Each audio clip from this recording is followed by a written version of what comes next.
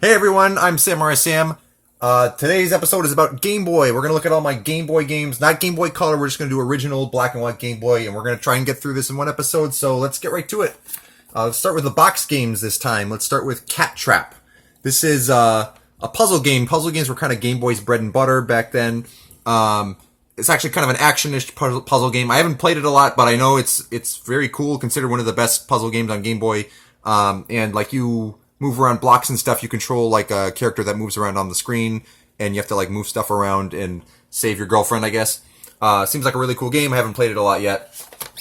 We've got first Japanese game right off the bat, Cave Noir. Actually, you'll see that the Japanese boxes, just for fun, are a lot smaller than the American boxes. At least originally they were. I think they still were even after. The Japanese boxes actually changed after a while, but this is Cave Noir. This is what you call a roguelike type of game, where you roam randomly generated dungeons. And in Cave Noir, I've actually beaten this game. I think I have 100% in it even. You go around dungeons, and basically there are 4 general different objectives you have to achieve, which is like defeat a number of monsters, collect a certain number of treasures, blah, blah, blah. And it's a lot of fun. I think it's one of the best early Game Boy games, and I would recommend it. There's a translation patch for it. Although it would probably be playable, honestly, even if there wasn't a translation patch. We've got, I'm probably going to pronounce this wrong, Daedalian Opus, I think you call this. This is a puzzle game that involves moving around shapes and so that they can all fit in one little enclosure there. Very challenging game, a lot of levels from what I can gather. I haven't played it a lot, but seems like a cool and a suitable game for the early Game Boy. We've got one of the best Game Boy games here. We've got Donkey Kong. So this was the first, actually, Donkey Kong game released in quite some time. Donkey Kong, people forget, was actually kind of a dead character for a long time. But this is not just at all a port of the original Donkey Kong arcade game. Like, you start with those first few levels, and then you start an entirely new kind of puzzle platformer adventure where you go through several different worlds, and basically, yeah, it's kind of puzzly but also platformy. It doesn't, yeah, like it feels like a proper evolution of the arcade game, like reimagined as a full like home release with proper length and everything, and it's a lot of fun. Very, very well made. It's got some cool Super Game Boy enhancements as well if you have the Super Game Boy accessory. We've got Gargoyle's Quest. This is a Capcom game that is a spin-off of Ghouls and Ghosts. Actually, we already talked a little bit about Gargoyle's Quest 2 on NES if you saw that before, if you've been watching these episodes. Yeah, based on the Ghouls and Ghosts series, you play as one of the villains, and it's kind of unique among platformers, really. Like, you have temporary flight and such, because you're a gargoyle. You can't fly freely, at least not for most of the game. And seems to be pretty challenging, and really good music. Seems like a quality game, above average quality game from early Game Boy days. We've got Heiankyo Alien. Heiankyo? Yeah, Heiankyo Alien. This is a game that, this game was a lot older than Game Boy, I believe, but the Game Boy version has both the original with very simple graphics and the spruced up remake, and the goal is sort of like Lode Runner and Pac-Man, kind of that vein of game where there's enemies chasing you around a maze, and the goal here, I believe, is to dig holes in order to trap the enemies and kill them all. I think that's the objective, is to kill all the enemies. And seems like a cool game, and the Game Boy version is particularly good, it seems. We've got For the Frog, the Bell Tolls. I think the Japanese title is something like Kairu wa Tameni or something like that. This is a game by Nintendo, actually. This guy has an assist trophy in Smash.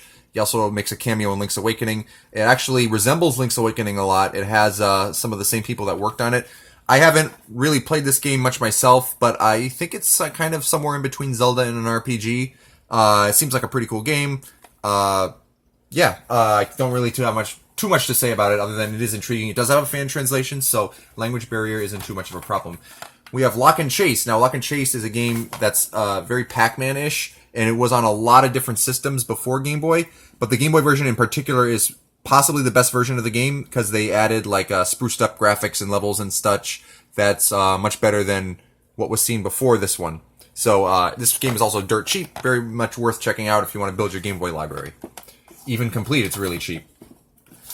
We've got Mercenary Force, which is a pretty unique game. It's kind of like a shoot 'em up, and you control like an army, and I think you can hire like different characters to the army with somewhat different abilities. And cool story about this game is that literally the guy selling on eBay was Jeremy Parish, who does a series called Game Boy World, and also does the same thing for a few other systems too.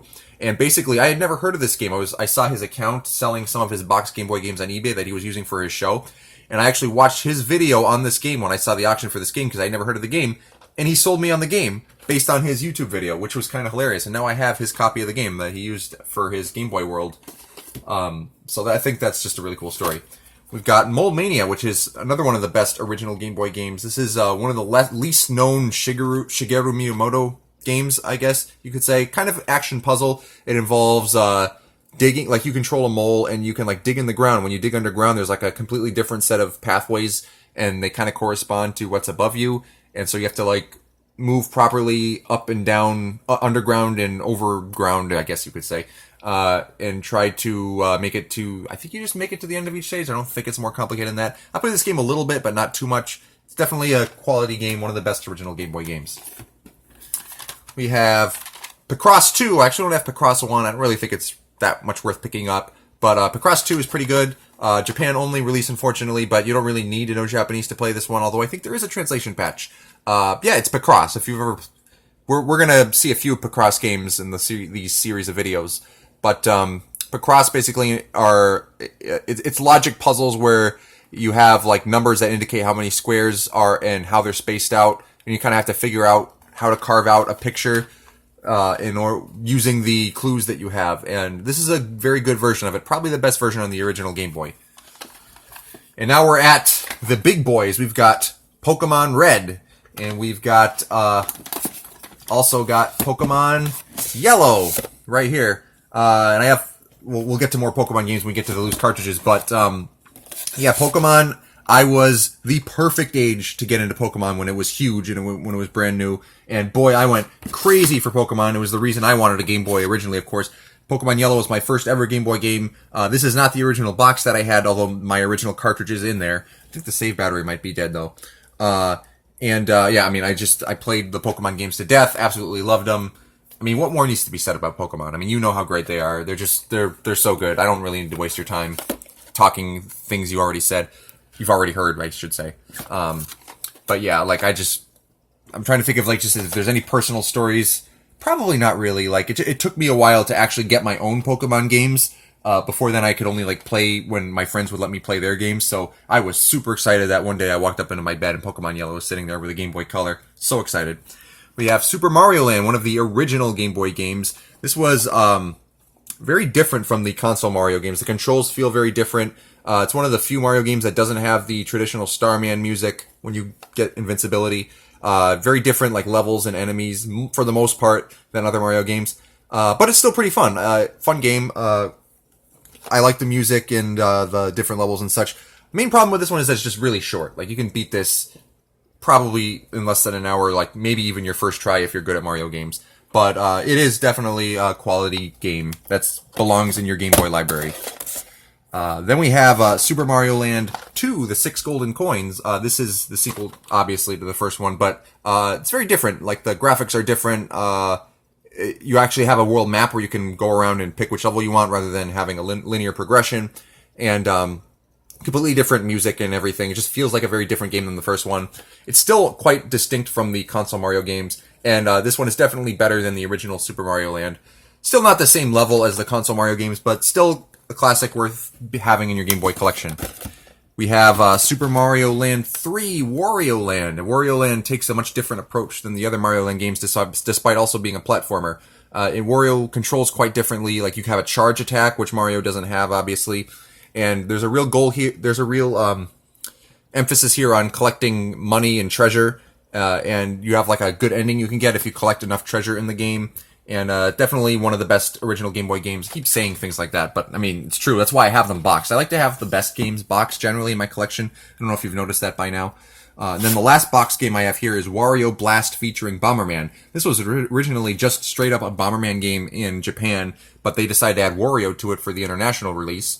And yeah, I mean, if you've played Bomberman, you know what this is like. You plant bombs that explode and you try to eliminate all the enemies on the screen, and you can get power-ups to help you play better with big, more bombs, bigger blast radius, stuff like that. And I think this one has like multiplayer if you play it on Super Game Boy, like local multiplayer rather than link cable, which is really cool. All right, now let's go over here to where the loose cartridges are. Let's start looking at these.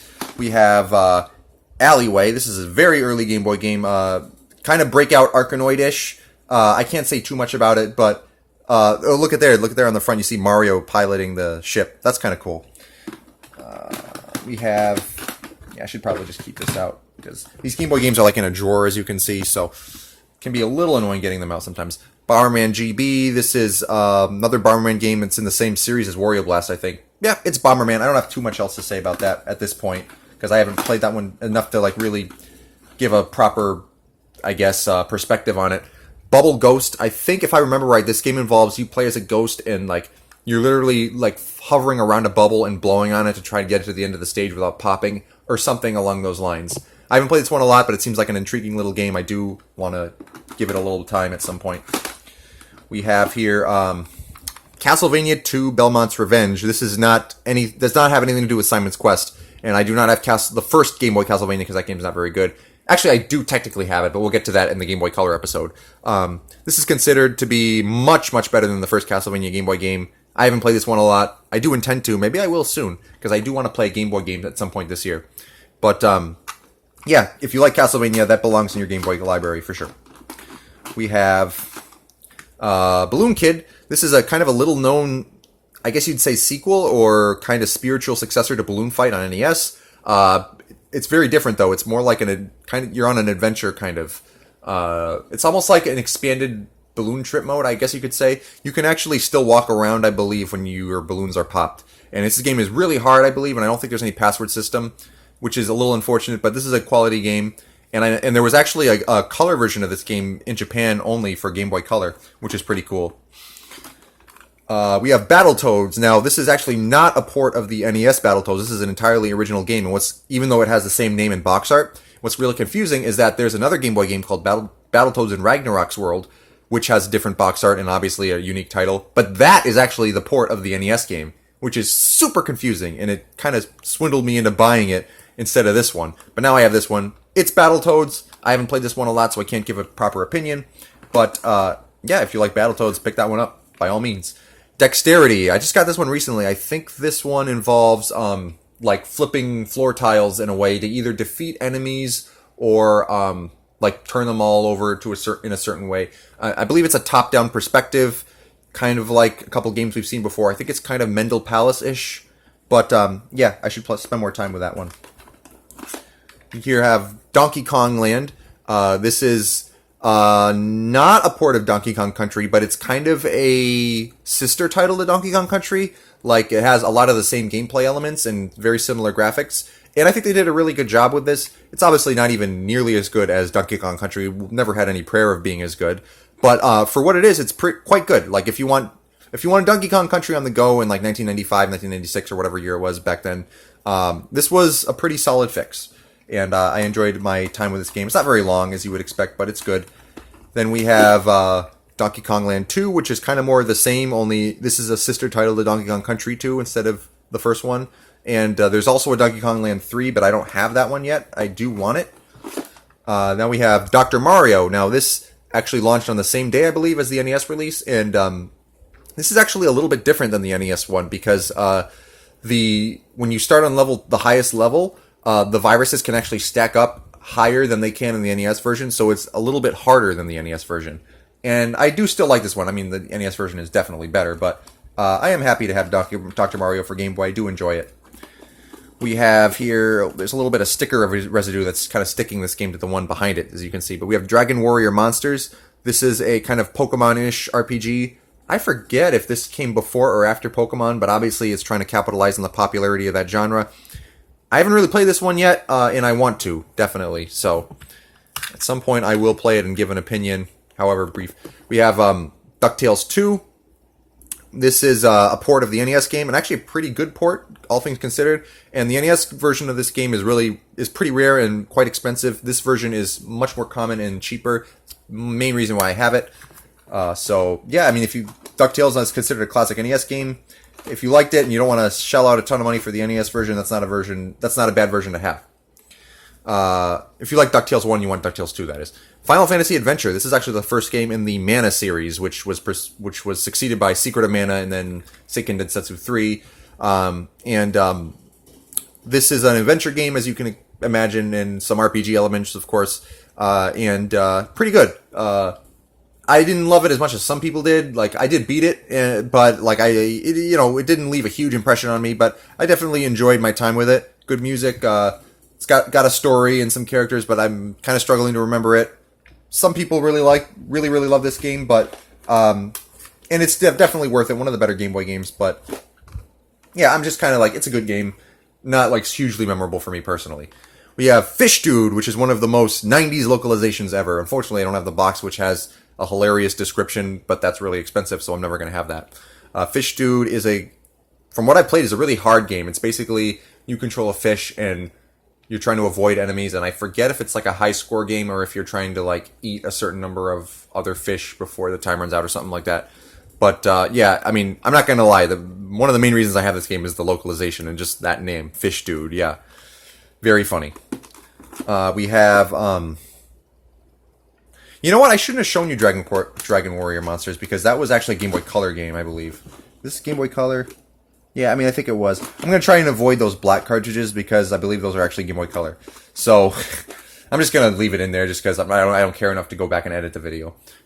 Great Greed. This is an RPG that seems to have a lot of personality. Like, there's a lot of stuff named after food in this game, I think. Seems very charming. Haven't played it a lot. I keep saying that about way too many things in these videos, but yeah, such is the way of having a big collection. Kid Dracula. Now, we've already looked at the Famicom version of this. Although the Game Boy version is actually not quite the same game. They changed a lot of stuff, and I've heard people say the Game Boy version is actually better than the original NES release. Again, a spoof of Castlevania, but it's more Mega Man-like gameplay, and it's silly and whimsical and fun. Kid Icarus of Myths and Monsters. This is a little-known sequel to the NES game, Kid Icarus, and this is a little different. I think I haven't played this one too much. I forget if there's as much variety as there was in the original NES game.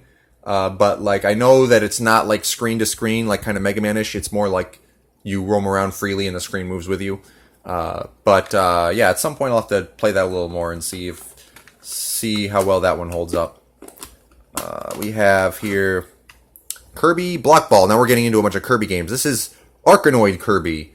And I can't say too much more about it than that. But, like, you know, if you like Arkanoid-style games and you like Kirby, that is one to own. A lot of these Game Boy games are still quite cheap, by the way. Not all of them. Kid Dracula is definitely not, but a lot of these games are cheap. Got Kirby's Dream Land 1. This is the only Kirby game where Kirby doesn't have his copy ability. So, you can suck up enemies and swallow them and spit them out, but you can't take their powers. It's still a pretty fun platformer, just not nearly as memorable as the rest of the games in the series for that main reason. Then we have Kirby's Dream Land 2, which is a game where you do have the power-ups, although there's not as many power-ups as there is in Kirby's Adventure, which was actually before this game. Kirby's Dream Land 2 is definitely a game that wants you to go for 100% completion, so if that's your kind of thing, then this is a game for you. This is the first Kirby game to have the friends, like the owl and the hamster, that change the gameplay a little bit when you're riding them and change the power-ups that you use. So, good game, not the best in the series, but quality Game Boy title. Kirby's Pinball Land, which, as you can imagine, is Kirby and pinball put together. Again, if you like pinball and you like Kirby, no reason not to have that one. We have, stupid game, get out of here.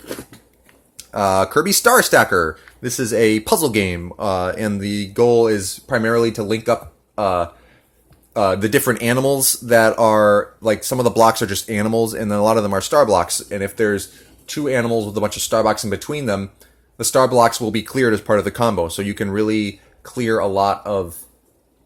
If I remember right, if I'm remembering that right. I have played this game a decent amount, but not a whole lot.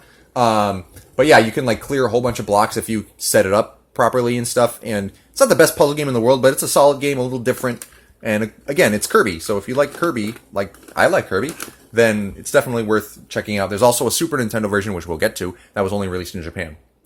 Mega Man 5. This is one of my absolute favorite Game Boy games. This is not a version of the NES Mega Man 5. This is a completely original game, and it's very, very well done.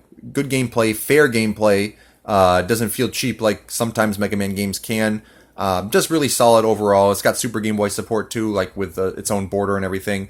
Unfortunately, this one is not cheap, but I think you can get it on the 3DS Virtual Console. It's totally worth it. If you like Mega Man games, pick this one up. Mega Man 1 through 4 on Game Boy are largely made up of like levels and bosses and such from the actual NES Mega Man games, but not this one. So this is the one to have. We have Metroid 2: The Return of Samus. I haven't played this one too much, and I'm not feeling too motivated to because I've played the 3DS remake, which is obviously way better. This is a little more linear, I believe, than the original Metroid, but still has a lot of the same gameplay elements and such. It feels a little dated probably now, and not as much reason to play it now that this game has been remade and modernized on the 3DS. We have Mortal Kombat 1 and 2. It's kind of an odd release because like Mortal Kombat 1 was on Game Boy, Mortal Kombat 2 was on Game Boy, and then for some reason they felt the need to put them together in one cart. This cart is actually kind of obscure.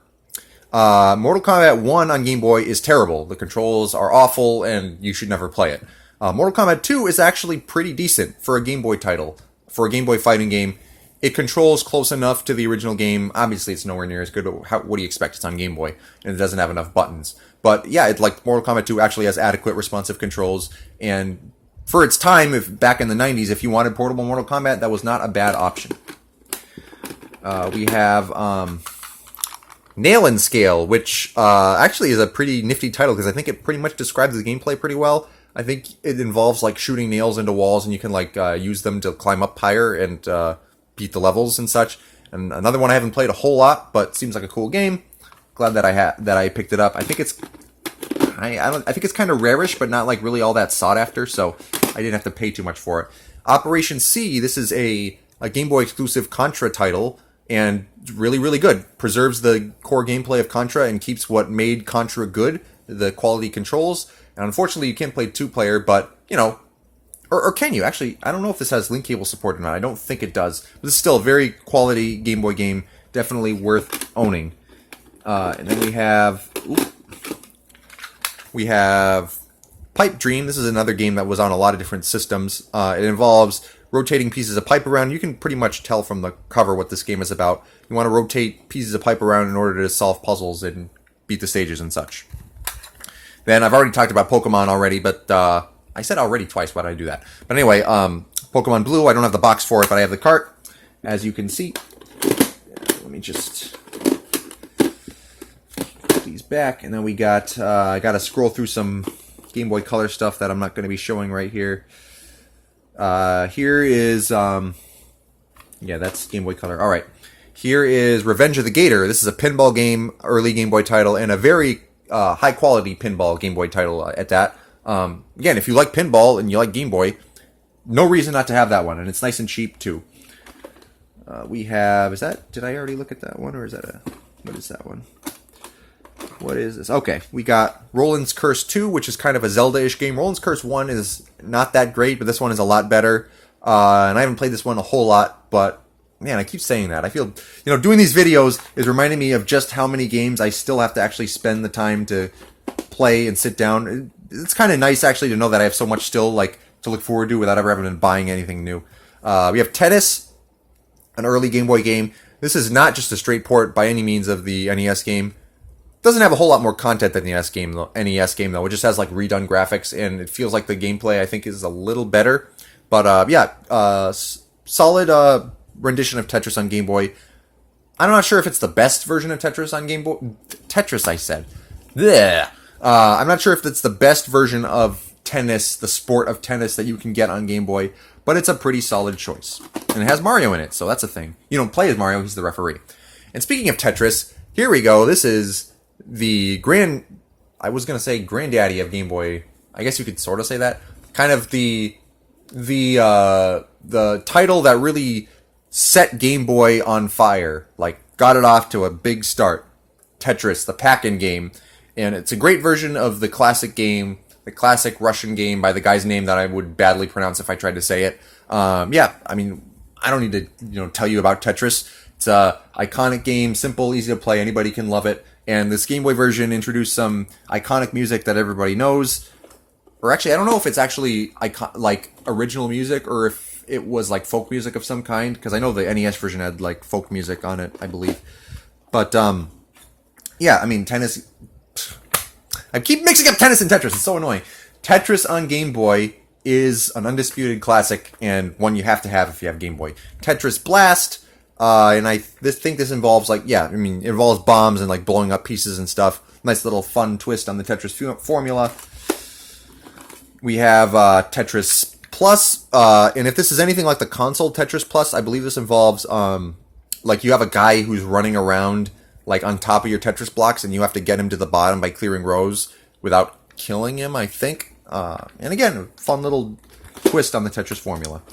And we have The Legend of Zelda Link's Awakening, which is one of the absolute best, if not the very best, original Game Boy title. Full-fledged Zelda adventure, and it's very, very well done. It's got like its own original cast of characters, and just plays really well. It's got great music and fun dungeons. And it's not quite as long, I don't think, as a typical Zelda game, but it doesn't have to be. It still just blows most other Game Boy titles out of the water. Well worth owning today. Although, actually, there are better versions of it now, like Zelda DX, which we'll get to in another episode, is definitely better than the original, in my opinion, because of the color. But maybe you like the black and white original Game Boy color scheme, and in which case you would still do well to pick up the original Zelda Link's Awakening. And we have The Sword of Hope. This is a first-person, I believe, RPG, and I want to say it's a good game. I've heard good things about it. I haven't played it too much. Got this one as a gift not too long ago, like I want to say last year or like 2 years ago from a friend. And then I think the last game, let me just make sure I'm not missing something. Yeah, we've got one more game here. Oh, wait, no, actually we have a few others here. Of a certain series I'll get to. But first, we got the Game Boy camera. This to me was really neat as a kid because, I mean, obviously digital cameras weren't really popular yet. But yeah, as you can see from here, you can take really low quality pictures of your friends in the outside world and edit the photos. And the coolest part of this is that you can use them in these little games that are on the cartridge. Like one of them involves like racing a mole or and a bird, and like one of them involves like I think you can fight yourself as a boss and shoot 'em up or something like that. It's a neat little game. It's kind of outdated now, as you can imagine, but I'm happy to still have one. And then the last set of games I'm going to be showing you here is I think that's all of them, right? Did I miss one? No, I did not. I am all set. Okay, so we have Pocket Monsters Green, Pocket Monsters Red, Pocket Monsters Yellow, and Pocket Monsters Blue. I believe, I'm trying to remember like the Japanese names, like Pocket Monsters Ow I know is blue, but I don't remember the rest of them, I don't think. But anyway, these Japanese Pokemon games, they're not way different than the American releases. Red and Green were actually the original two. American Blue version is, well, actually, the American Red and Blue are kind of a combination. So you see, these were the original Pokemon games. And then after that, they made Pokemon Blue as kind of like an updated version of the first two with some improvements, like graphical improvements and some changes and such. And the American Red and Blue is kind of a mixture of the Japanese Blue and Red and Green. Which is to say, like, it has some of the graphical improvements of Blue and probably some fixes or such, but it has, like, the Pokemon exclusivity sets from Red and Green, and also has, like, different in-game trades from well, I mean, it has the in-game trades in Red and Green, whereas Japanese Blue changed the in-game trades, so we in America didn't get those. And also there's some Pokemon, like, in Blue, such as Jinx, that you can find in the wild that you can't find in American Red and Blue. Japanese Pokemon Yellow, I think, is not really any different than American Pokemon Yellow, but these 4 games all came in a set, I believe, and they were really cheap, so that's why I have all 4 of them.